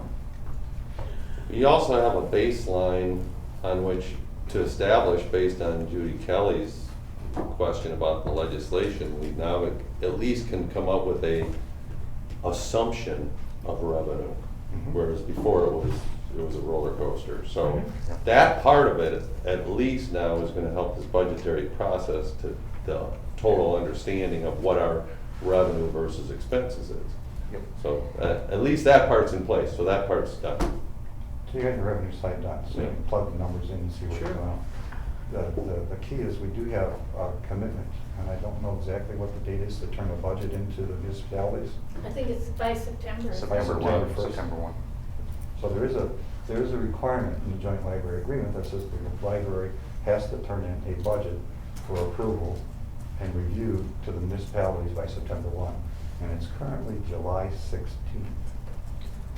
So then a lot of assumptions are gonna have to be made here. So plug any number you want in. If you have a number you wanna put in for lease, let us know, and that'll get plugged in, and you'll go from there. Yeah. If anybody who has any ideas to plug something Well, in, I think that throw it out there. most of municipalities, the lease certainly affects the city more than it would North Hudson or town of Hudson or St. Joe. So I guess the village of North Hudson might be more interested in what the overall budget is, not necessarily by line item of you're gonna spend this much on books, this much. I mean, are you saying that the municipalities are gonna require a detailed budget? Saying That's what's every in the joint library agreement, is they are supposed to provide a detailed budget to the 4 municipalities No. by September 1. That's in the joint library agreement. And Rich, I take it your finance committee is working on that? We started working on it, yeah. Yeah. All right, so does that lead us into the next piece in, as far as budget assumptions? Budget assumptions, I'll get it to you. We've assumed, on the income portion, we've assumed discontinuance of payments to the nearby libraries of Roberts, Somerset, and River Falls. We request an increase in municipal funding equal to the consumer price index, which is plus, the consumer price index plus 0.5%. Continue the bridge the gap annual fundraising, and continue to use the fund balance. Those are the income assumptions. Expenses, we're estimating actual expenses for 2013 and using the information to compare to 2014. So we're trying to look at the end of 2013, say these are the 2013 expenses, and then extrapolate that into 2014. Preparing a scenario with a 1% increase and a scenario with a 2% increase in employee salaries based on what the city of Hudson has told us they're planning to do, and preparing a scenario with a 10% increase in health insurance costs and a scenario with a 20% increase in health insurance costs based on assumptions based from the city assuming those two things. They really don't know where health costs are going to end up. So those are the things we know today. Isn't it something we have to copy? It's just something. Oh, no, you can't have a copy. This is the finance committee's. Would you like to sit on the finance committee? No, that's right. So those are the assumptions they're currently making, and the lease is an open question. Okay. So that's where we're at. So when you look at the assumptions, that's the only thing I'm trying to figure out is where we end up total, so that where it's, because it's not been a secret that I was not an advocate of moving here if we couldn't afford it.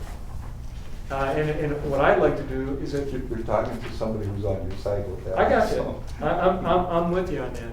I wasn't an advocate for that, but we are in this facility. Absolutely. And it's a beautiful facility. We need to figure out a way to keep us in the facility without raising taxes, right? So that was, I think something that most of the people on here, their boards would say, we're not raising taxes to keep us.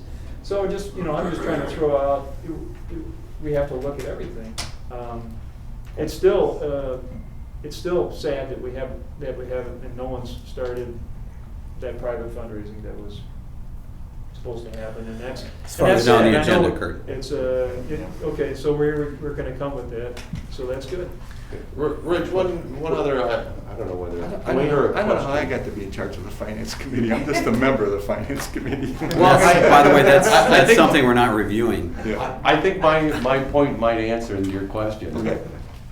As the guy wearing two hats, president of the council and, Yeah. and on the finance Yeah. committee, how do you, I think it's probably tough, but how do you balance, if there's a rumor that this building is worth X, and I'll put a number on X, and that the city council has entertained an offer on X, which let's say is $4 million, and there's a contractual obligation in place that should the funding be available, that the library can buy it for 2.5.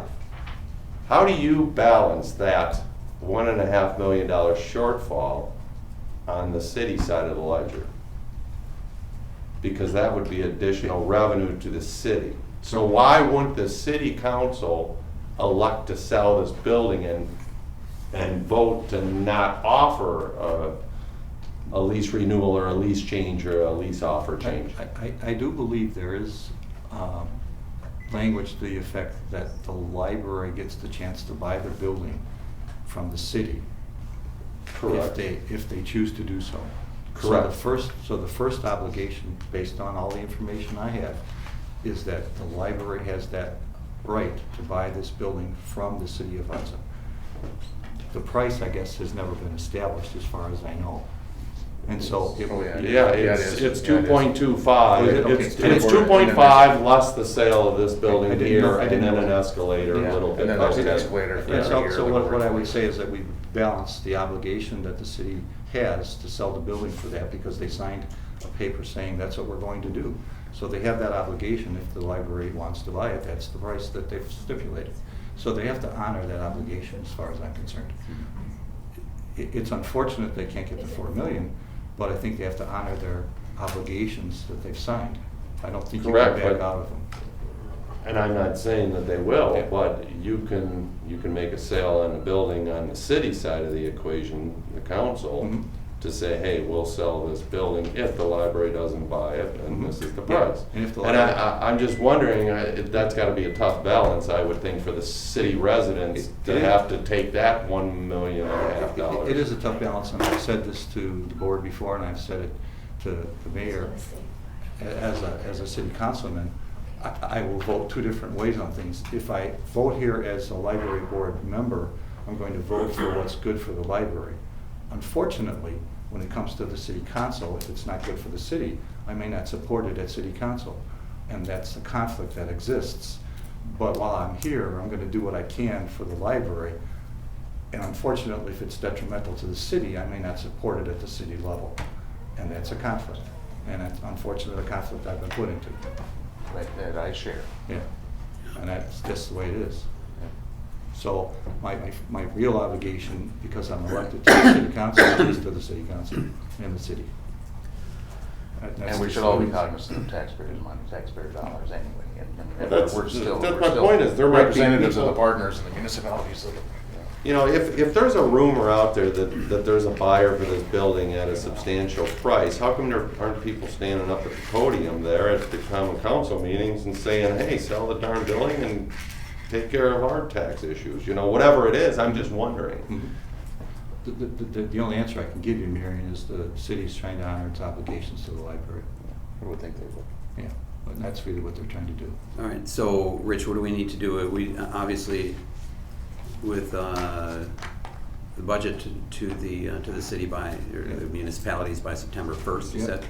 So we have to have a budget approved Well, at the next meeting? I think the only option we have here, Rich, is that make a bunch of assumptions, throw a budget together and say, here's all the assumptions we put into this. And if it doesn't happen, then this budget doesn't work, you know, it's not Right. gonna be what it is. But aren't we more obligated to the totals rather than the actual line items, because that's gonna change a little bit. Yeah, but you can't get the totals till you get through the line items and decide what you wanna do, so. But once, you know. The partners are more concerned with the totals. Yeah, the totals. Right. Yeah. Oh, yeah, we don't care what and- we don't care so- what you're spending $200 So- for stamps. I got Yeah, you, what- but my point Yeah. is, and will continue to be, that the city is going to be concerned about the lease and the amount for the lease at the city council level. Doesn't necessarily affect St. Joe, Town of Hudson, Village. We're more concerned about the total, because that's just an expense, that's just a line item for me and for you, as you're, okay? But that's where he's got the conflict, is the total. The total's gonna come out a year for something. That's And he's right. gotta go to the city and he's gotta defend the expenditure or vote against, or Right.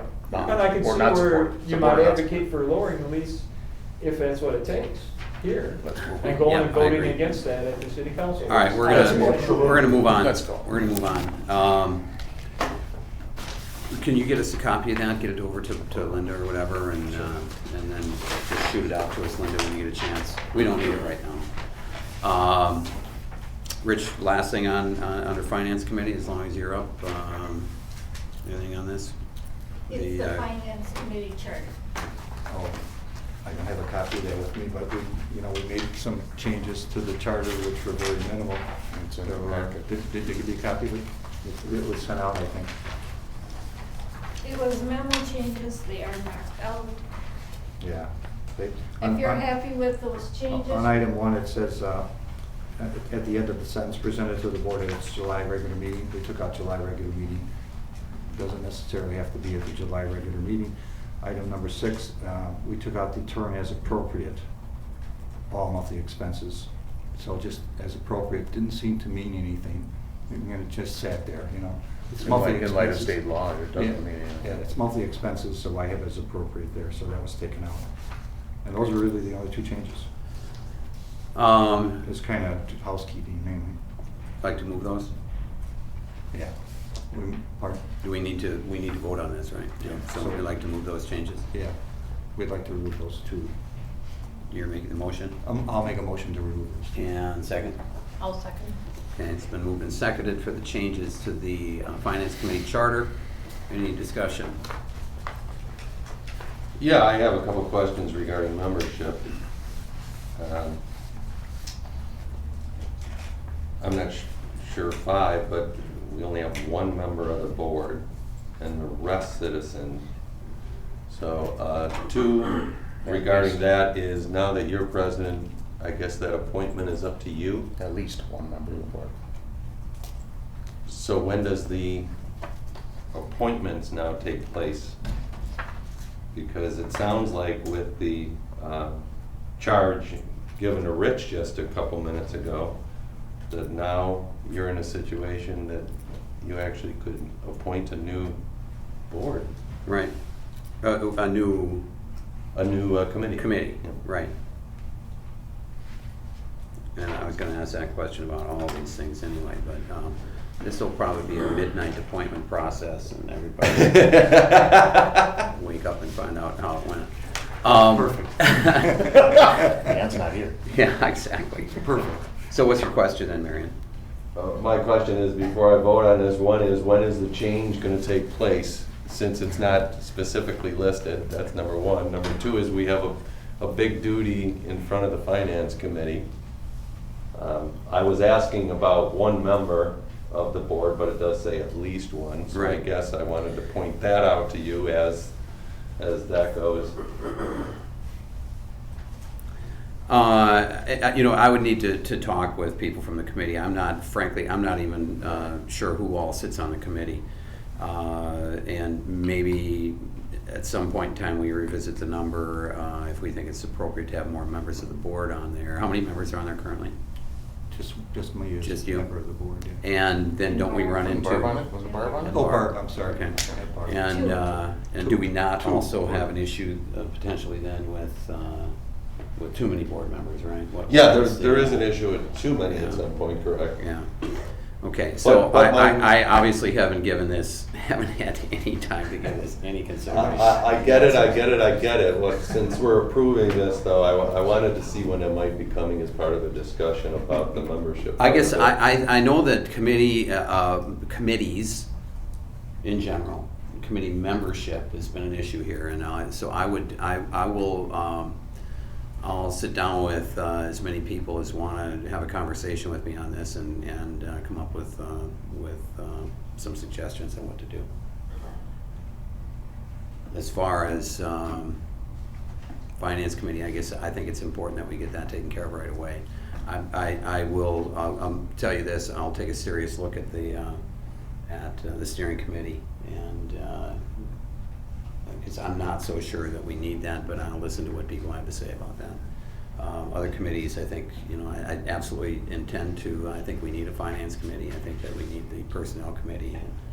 So That's the opinion of the new president, and certainly I've been outspoken about, as far as I'm concerned, with the direction the Finance Committee has taken the board, that I've been in favor of getting rid of it basically at any possible chance. So I know there's been a lot of discussion down the road, and I'm certainly going to suggest that there's committee changes, because otherwise we're getting the same old, same old. Right. No, I would think that, Marion, that's gonna happen. Thank you. You know, so, I don't, yeah, and I agree with that. I think what I've seen in the 2 meetings I've been there is that the finance committee is not so much steering the ship as it was before. I think the finance committee is, in my opinion, we need a finance committee. there's no doubt in my And- mind after the discussion we just had, we've Right. gotta have a finance committee. Right. All right, does that answer your question? Yeah, and it's about, so basically we're voting on approving the charter as it sits. Right. With the Two changes. 2 strikes. Okay. Call for the question. All right. All those in favor of the changes to the charter committee, I'm sorry, to the charter of the finance committees, signify by saying aye. Aye. Opposed? Abstentions? Motion prevails, and the amendments to the charter pass. All right, so we're done with finance committee. Steering committee report. Is there anybody here from the steering committee? Haven't been meeting. Okay. Personnel committee. Any report from personnel? Oh, yes, you need to approve The charter? Yeah. And that was sent out. Yeah. You want to speak to that, Linda? No, Beg your pardon? you're on the committee, aren't you? But I'm running the committee. Yeah, well, like, I wasn't running. Oh, geez, I can't find it. Any changes? Thank you. You know, honestly, I don't remember the conversation on this. I don't know if we, is this underlined and employee of the library? Is that a change, Linda, under the mission statement? I believe, it's been so long. That's Okay, it? and employees of review policies and, because I'm on the committee, This is supposed to be, oh, yeah. you know what I mean? The mission of it is to develop and review policies for the board of trustees, the board, and employees of the library, yes. Okay, so that actually needs to be amended so that it's employees instead of employee. Mhm. Works for I me. don't see any other changes. Motion to approve? Second. Is there a motion? Move. I thought you were making the motion. All right, it's been moved and seconded to make the change to the charter for the Policy Personnel Committee. Any further discussion? I do have a question. Why does this one say at least 3 members and the finance has at least 1? Is there reasoning for that because of the type of committee, or? It's the committee, you know, you're redoing job descriptions, you're doing all of our policies. Just to keep it more in-house? Yes. Okay. I was just curious. And an understanding of why we have policies and for some. Rather than the finance committee, we didn't know anything. We just throw numbers around. Anything else, Karen? Background knowledge is just last year's budget. Any further questions, discussion? No? Hearing none, all those in favor of the changes to the Policy Personnel Committee charter, say aye. Aye. Opposed? Abstentions? Motion prevails. All right, bylaws, that was just distribution, right? We don't have anything to do Right. there. So did everybody get that? You have a chance to pick it up online. Consider foundation of new library foundation for operational funding. Everybody remembers the discussion last meeting. Hopefully, we put this on the agenda. We couldn't really discuss it last meeting. Obviously, it came up and it's been kind of an issue that's been floating around for some time. So, I had made the suggestion that I think that we should probably create a new foundation for the library that can help us support, excuse me, our operational needs and any other needs that may be non-capital, because of the mission statement for the current foundation allows for strictly capital expenditures, raising for capital expenditures. In my discussions with and I've had several discussions with a number of people on the foundation board, and there just is no appetite to change that mission statement. And if we're going to go out and try to find additional funding for the library that can augment what we do have coming in from the municipalities, we're going to have to be a little more proactive about it. So that's to get the discussion going. Sentiment? Well, the question I would have, I don't really have discussions with people from the Library Foundation. The question I would have for them is if there is another foundation or another group that is willing to raise money for operating expenses, are those individuals willing to participate in the fundraising? You know, and the discussion that I had, and I can tell you I've had a discussion with 3 people on the board at different times. And I can't speak for them, but it was indicated to me that one of the reasons, if not the main reason, that they didn't want to change the mission statement is because they were tired from the last fundraising, and they really had no desire to fundraise right now.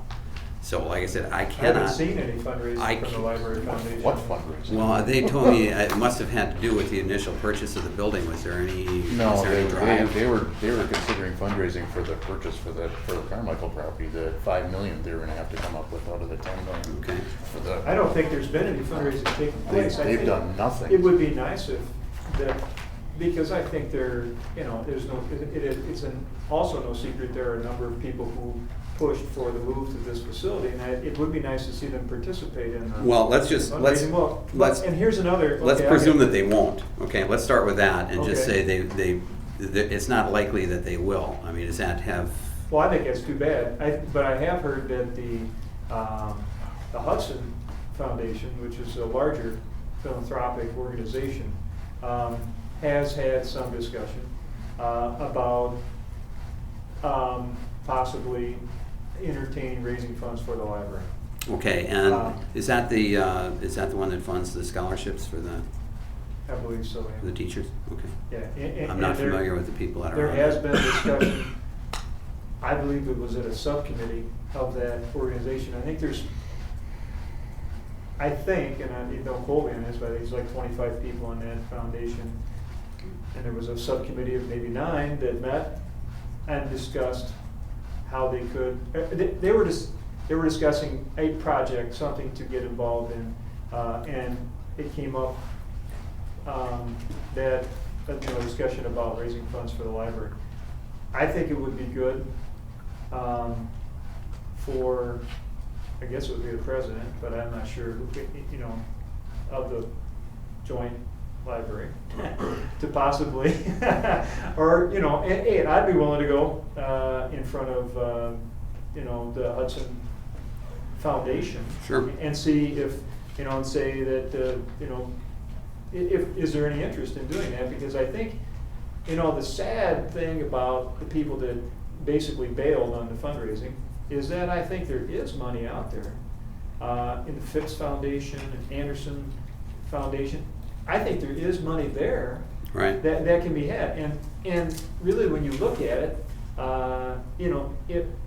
if you were to raise, say, let's just throw out a figure, let's say $1 million was the goal, I think that you could obtain that, and I think that when you use that and invest it appropriately, I think you can augment quite dramatically the revenue for the library for the foreseeable future. And not only could you stay in this facility, but you could increase the hours back up, right, and you could have money that's not available right now to purchase books. I just think it's there, and I think that there is some interest from what I've heard, because it was, I'm not going to mention names, but I would say that there is some interest on the Hudson Foundation to participate, and I think if the effort was put forward, I think you could raise that kind of money. Okay. All right. Further discussion? So I think that I certainly would have that discussion with them. I don't know who they are. If anybody can point me in their direction. Yeah, I well, presume that they would be one online. individual. They can probably find them. Maybe Kurt, if he knows him, would be the other choice. I could make that call, and if you want to talk to him as Sure, president, absolutely. I could arrange that you could be at one of their meetings. It would certainly streamline our efforts because Yeah. it takes a lot to get a 501c3 established. They are already established as a 501(c)(3). Is that right? 501c3. C3. They're already established, and they can raise operational funds. And I did speak with this person about that specifically, as putting it in a trust and allocating the money on a yearly basis to the library, to the joint library, for operational purposes. Okay. All right, well, I'll I'd put, be happy to make that phone call and set that up for you. that'd be good. Just clarification, why is this operational funding only in non-capital? Well- Explain that to me. We have a foundation that's in place that is intended for raising money for capital expenditures. Who would that be? That's That's our the Library Foundation. And And that's their mission Is statement. that by their charter or mission That's their statement? mission statement. So they're But they're tied not- to that? Yeah, well, Yeah, but they we're not they can linked- amend it. But We're they- not but they linked to choose that not in to. any way, though. No, we aren't, no. So We can do what it, we but do let me- can be capital or non-capital, correct? We're not forced in Absolutely. a direction. No. Okay, that's where Absolutely I'm not. going. Right. Okay. Absolutely not. I don't And, understand and the given legal what Kurt is saying, for if we want to tap a number of these other foundations out there, most of them, maybe all of them, will say this is for a non-capital expenditure. Okay, so if you're talking, Anderson or other foundations like that, many of them are not going to contribute to capital expenditures. So to set something up for operational, if you're going to go after that kind of money, makes a lot of sense. Well, I think if explained properly to those major foundations, this is gonna be put in a trust. This is augmenting what we're doing. This is providing more hours. This is, Yeah. creating a better library for the community. I don't see where they wouldn't participate in that fundraising. Okay. So, just because I look at the Bridge the Gap campaign, and that is a great thing that Linda's doing, but I'm not sure what personally, that's why my question was, what's gonna be interesting to see where you go this year. I'm not sure that that's gonna have staying power as something like this might, and then be able to put it in a trust and be able to work out that. I think you're right. I don't think it's positioned as, at least in the public, as an annual fundraiser. But No, I mean, I had but a at call the, about But that at the and- same time, I think it confirms everything you're saying, that there are plenty of people out there that are willing to contribute with just a letter going All I out. have to do is be asked. Yeah, exactly. Yeah. Just like my customers, you just gotta ask them. They're not gonna run up and give you the money. Yeah. So, I'll make that call. I'll set it up with you. Okay. I'll get your number.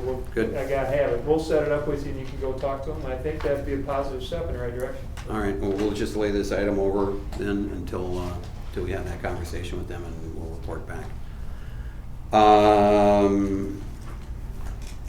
Anything that people would like to have on future agendas? Well, I got a question, a couple of questions. Now, the city's taken up this, city council, and I know it's on our agenda as well. I mean, I've been one who's taken actions actions from here and taken it back to my board, and we've acted. I mean, we acted on the referendum resolution last month, when there was, nothing formal was presented to the town. But we all have a deadline coming up. We all wrote letters on bailing out of this library, and we have to rescind that by the end of August as well. So, but we need to know what the status is with respect to the county exemption. Now, the law's passed and the budget been signed, but we need to know what the status is, and who do we ask that of? Is that Neil, or is that of the county? And do we have to get re-exempted by the county? You follow me? You with me where I'm going? I think you could reference Neil, but it was my understanding in discussions with Neil that the municipalities are exempt from the county tax at this point. Next year. Next year, based on the legislation that was passed. That's my understanding in talking to Neil. It's automatic based on the fact that we're established as joint. Yes, that's what, in my discussions with Neil, that's what I understood him to tell me. Can we get that clarified, or get it in writing, or we have to, that's another letter that we have to rescind. We all bailed out of this effective end of August. Yeah, I think And we have to rescind those letters. I think Al was gonna send something to the other municipalities to that effect. He did on this, but I think that's another question, that on August 6th, we're gonna need to know where we stand, and it's on our agenda to take action to rescind or maintain our status with regard to that letter. Can you ask Neil? Sure. And ask Neil to find out the official, or do we have to go to the county? Do we have to go to Darrell, Standifer? Yeah. Well, what I'm thinking is, do your municipalities want to take direction from, Neil as a city? Well, if he has the knowledge that it is. That's what he's saying, so. So under the new exemption for the joint and the resolution that was passed by the Joint Finance Committee, signed by the governor, all of that being said, it's automatic then that realistically Darrell Standifer wouldn't be involved via the county board in any of this, nor does their 100% funding even play into this, especially with rescinding the payments to other libraries. That's a non-entity, right? It's a non-factor. The other libraries, the county has nothing to do with that. Right, that's completely separate from the county. But the county did approve an exemption for us that we've been working off of for the last X number of years, which we lost this year. Yeah, the only conflict I can see, Dave, is if the county interprets the legislation differently than the city, then obviously we have a problem. Yeah. But the city's interpretation of that is the municipalities will be exempt from the county tax in 2014. All they have to meet, the only requirement they have to meet is paying the average of the past 3 years. Right, I know that piece, but I just want to make sure, so we have to know that we are exempt. And so if Darrell or it may be better. Maybe Darrell can go to the county finance guys. Yeah, you can go to county. Or not Darrell, Neil. Yeah, if the county agrees with the interpretation, then I think we're set. Well, this has to take place for all the August meetings. So Correct. we have a town meeting, what, Correct. August 8/6? I believe You it's the have a 6th. village board meeting, all that has to happen. This in has the to next be. 2 weeks. And this has to be taken back to your boards. And Barb has got to take it back to St. Joe. That this has to be done in August, because all those letters were written the same, and they all terminate the You agreement. guys do have a problem. As I understood from John Thompson, The city this was didn't, the passed. city didn't And it's get in the out of law. Yeah, I know it was passed, but we have, They've got their letters We- that put us on notice. remember the statement that you file with the county and with The IFWS, state with of the state, Minnesota, yeah, or state says, of Minnesota. yes, we are exempt, and it was a county action that exempted us, whatever, 16 years ago, 8 years Right. ago. So what you're So saying. does that action, since we lost it this year, does it have to be renewed?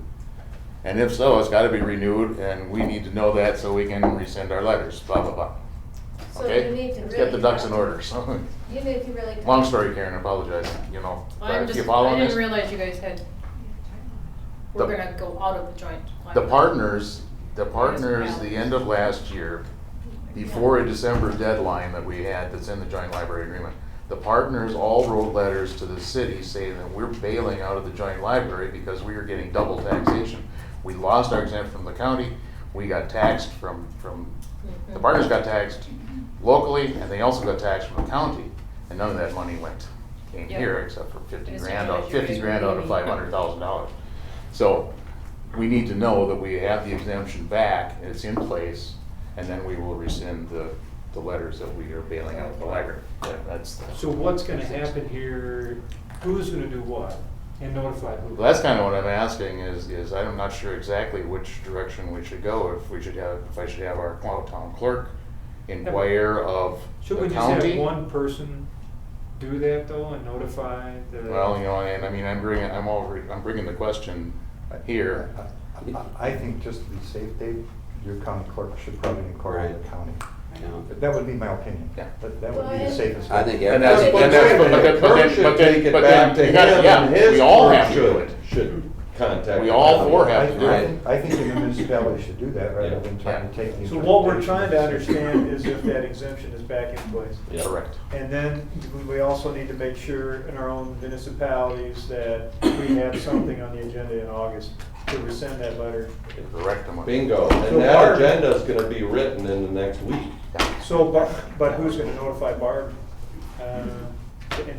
So that she does that for St. Joe, because one person or one entity opts out, the whole thing is.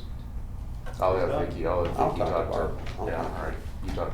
I'll have Vicky communicate to St. Joe as well, or the town clerk. Wouldn't the town association or whatever you usually talked about have an opinion on this to give to you? Yeah, but I think we're all in agreement of the opinion that, you know, But could they define it? But I don't know that they would, I don't know the towns association, yeah, I can contact their lawyers in a heartbeat, but I don't think that they would have an opinion as to whether the exemption is back in place after it was taken away from us because we fell short. Okay?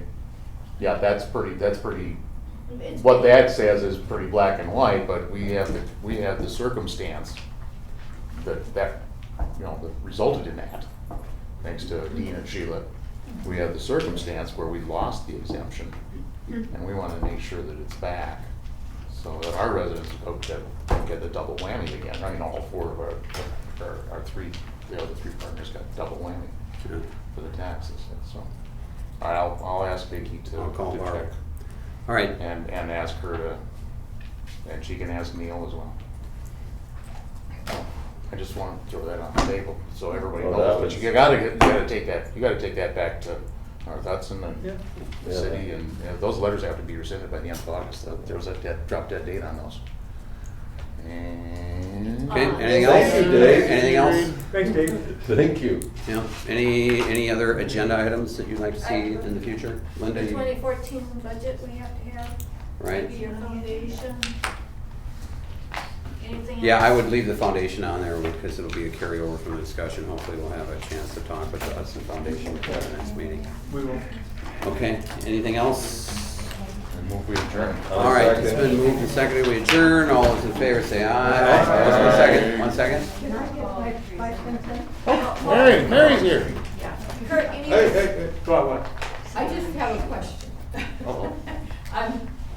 I don't know if you know me, I'm Mary Davis, I'm Children's Librarian. Okay. And we've been approached by the Kiwanis group here in town to be part of a booth that they are going to have at the art festival that's coming up in September. They would provide the tent, they would provide everything that we need to work there. They just need the people. And they're going to have an origami project where we would be helping the kids, make the origami. Paper folding. And, yeah, right. So they would like for us to provide some people to work there. At this point, I've talked to Allie because she's into art. I've talked to Jenny because she enjoys doing that. We have 2 teen volunteers who are excellent at doing that and would be part of it too. And I also have a teacher who has been, she comes to the library, donates her time, just comes and sits and has the kids do it. But I guess I need approval to tell them that yes, we do. Unfortunately, in rules of order, I don't mean to be this up, but since it's not on the agenda, we can't act on it. Yeah. But we Good can't point. act on that because it's not on the agenda. Under the rules of order, we don't have the option of ruling on it. Okay. Unfortunately, that's, am I wrong or what? You know, I hate to say this that. is the first time that I've ever been bound by open meeting laws. So I've always been, I would love to They rule always on came it. down. I would love to be able to do The it, but interesting is, we voted to suspend the rules at the beginning of the meeting, so. on the agenda. that's a good point, we never did, We never never did came back into, vote to reinstitute. Good point. It's up to you, you're the president, but I don't know anything that we would say on that would be Can better. we What put is- that on the agenda for the next? Sure, meeting? absolutely. Because Yeah. When is this happening? When is it? this is happening September 28th. Oh, absolutely, Okay, absolutely, put it on the agenda for Yeah, next meeting. once we get it please. on the What agenda. what is the we can do question, something Mary? with it. Just The a bit. question Just to is, participate? Can we participate? Okay. Yeah. Yeah. Well, and there's questions of, is it gonna cost additional funds, is it in the Right, budget? yeah. and It those doesn't types sound of like things. it's There's- good. But we're talking about the. But we can't talk about it anyway. Yeah. Unfortunately, we can't talk about it. We're not supposed to, we're not supposed Thanks, to Mary. talk about it because it wasn't public. All right, we've got a motion to adjourn. Second, I seconded it. All right, thank you. All those in favor? Aye, aye, aye, aye. Opposed? I'm Thanks, sorry, everybody. but that- Thank you.